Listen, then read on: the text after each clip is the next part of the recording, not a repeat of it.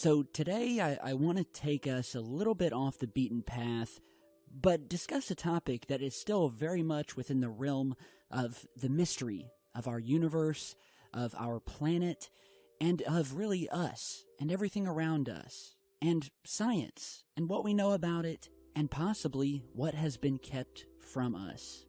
And so today I want to talk about an extremely fascinating set of experiments that were put forth over the years by the man Dr. Masaru Emoto, and the groundbreaking discoveries that he uncovered relating to the one substance that gives us life on planet Earth, and that we ourselves are made of. That, of course, is water, and the discovery that our consciousness and our very thoughts can affect it and cause very real changes in its molecular structure. In other words, the proof that we can alter the physical world with our thoughts. So just a quick background here. Dr. Emoto was a Japanese researcher and a pioneer whose astonishing discoveries about water were documented photographically and changed most of what we didn't know, and led to a new consciousness regarding Earth's most precious resource. What put him at the forefront of the study was that of water and his proof that thoughts and feelings affect physical reality, and that by producing different focused intentions through written and spoken words and music, these different samples of water would appear to change their expressions. Now, many of you may have heard of something called the rice experiment, and it links back to Mr. Emoto's discovery, in that water can absorb and store the influences of thoughts and feelings, which were proven in an experiment which, by the way, has been duplicated countless times here on YouTube, and it all surrounded 3 jars that were placed on a table, each containing an equal amount of dried rice. Each glass would then be filled up with an equal amount of water from the same source, whereby he would then once a day walk up to each glass. To one glass of rice, he would say, "I love you." He would then walk over to the next glass and say the word "idiot." And finally, he would completely ignore the third glass. And after some days of doing this, it was revealed that the rice with which he said he loved had begun fermenting with a beautiful white color to the rice and a rich aroma. In the glass of rice that he ignored, it had turned completely black. And finally, the last glass, with which he hurled negative insults, the rice began to rot, proving that water, by some unknown means, had actually understood what he was saying and changed its molecular structure based on that. And as I said earlier, this experiment has been documented in countless YouTube videos with people wanting to try it at home, and it's always the same result. Now, Mr. Emoto also did experiments with ice crystals, where he developed a technique using a very powerful microscope in a very cold room, along with high-speed photography, where he would photograph newly formed crystals of frozen water samples. However, not all of the samples crystallized, and that samples from extremely polluted rivers would seem to express their state that the water was in. He would also take water and expose it to either loving words or negative words and thoughts, with simply breathtaking results.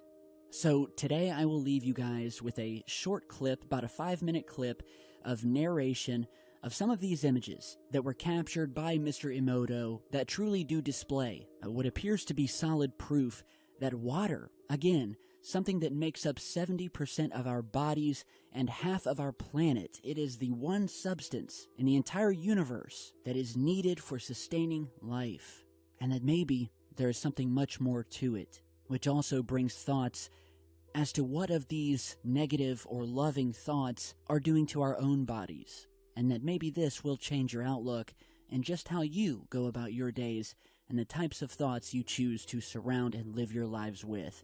So enjoy this clip, let me know what you guys think down below, and feel free to test this experiment on your own. So thank you all for stopping by, and I'll see you all back in just a bit. Water is the very source of all life. This photo shows the beautifully formed geometric design of the Yushi Spring water. This next photo is from the Shimanto River, the last clean spring in Japan. Notice the extraordinary geometric forms. The fact that the molecular structure of water can be affected by our consciousness, our intent, and our sounds is extremely important. This photo is from the Mount Cook Glacier in New Zealand. Mr. Emoto has been visually documenting these molecular changes in water by means of his photographic techniques. He freezes droplets of water, then examines them under a dark field microscope that has photographic capabilities. His work clearly demonstrates the diversity of the molecular structure of water and the effects of the environment upon the structure of the water. This photo is from the fountain in Lourdes, France.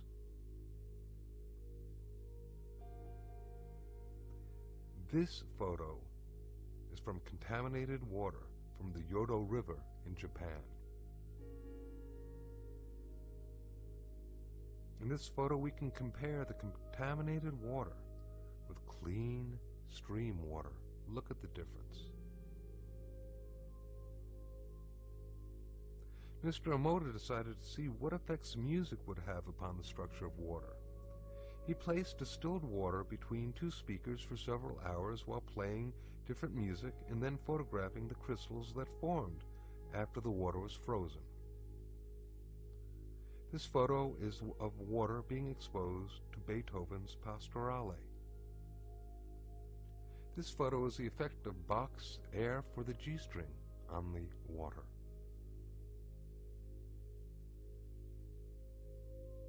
This photo is water exposed to Chopin's Farewell Song.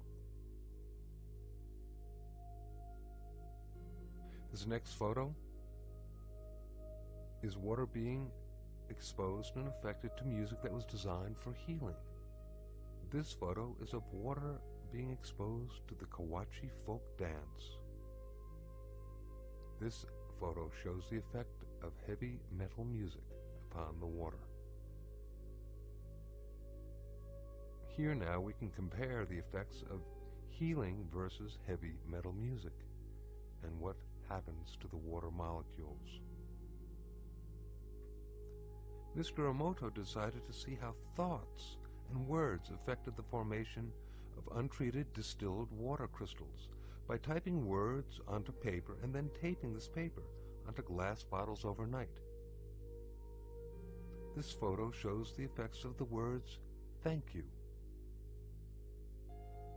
This next photo shows the effects of the words, "love" and "appreciation." This photo shows the effects of the words, "You make me sick, I will kill you." And here we can compare the effects of "thank you" with the "you make me sick, I will kill you." Very, very different geometric forms being incurred through the intention. Now this photo is of a very polluted and toxic water from the Fujiwara Dam. Here now is the same water from the Fujiwara Dam after a Buddhist monk had offered a prayer over it.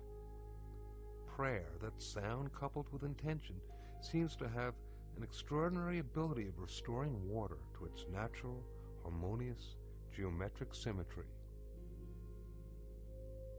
And in this photo we can compare the toxic water and then the effects of praying over the water. It's really quite impressive. These photographs that we have just seen show proof that not only does sound have the ability of affecting and changing physical structure, but that with regard to the molecular structure of water, that our intent with our sound is extremely important. This may have great implications for the future of both personal and planetary harmony and healing.